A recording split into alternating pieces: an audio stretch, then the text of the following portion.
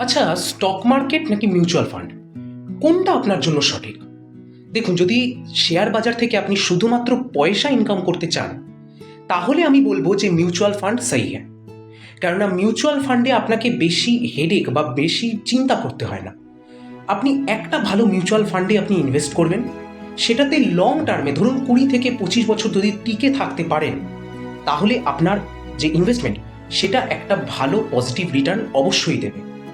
কিন্তু যদি আপনি শেয়ার মার্কেটটাকে ভালো করে শিখতে চান বা বুঝতে চান, ধরুন আপনি এটা জানতে চান যে একটা পার্টিকুলার শেয়ার, সেই শেয়ারটার দাম কেন মার্কেটে বাড়ছে বা কমছে, বা একটা ওভারঅল শেয়ার মার্কেট সেটা কি করে একটা ম্যাক্রো ইকোনমিক ফ্যাক্টর বা একটা মাইক্রো ইকোনমিক ফ্যাক্টরের জন্য এফেক্টেড হতে পারে, এই সমস্ত জিনিস যদি আপনাকে জানতে হয় বা শিখতে হয়, তাহলে আপনাকে বলবো যে স্টক মার্কেট আপনার জন্য সঠিক।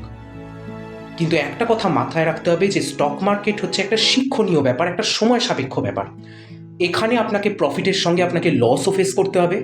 আপনাকে শিখতে হবে যে মার্কেটে কোন পার্টিকুলার শেয়ারটা আপনি কিনলে আপনি লং টার্মে একটা বেটার রিটার্ন আপনার নিজের জন্য জেনারেট করতে পারেন।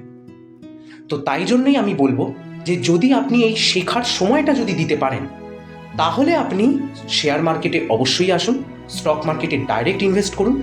আর যদি এই হেডেক যদি আপনি না নিতে চান, তাহলে লং টার্মে একটা ভালো মিউচুয়াল ফান্ড আর তাতে ইনভেস্টমেন্ট আপনার জন্য সঠিক। এরকম আরও ইনফরমেটিভ ভিডিওর জন্য আমাদের চ্যানেলকে সাবস্ক্রাইব করুন।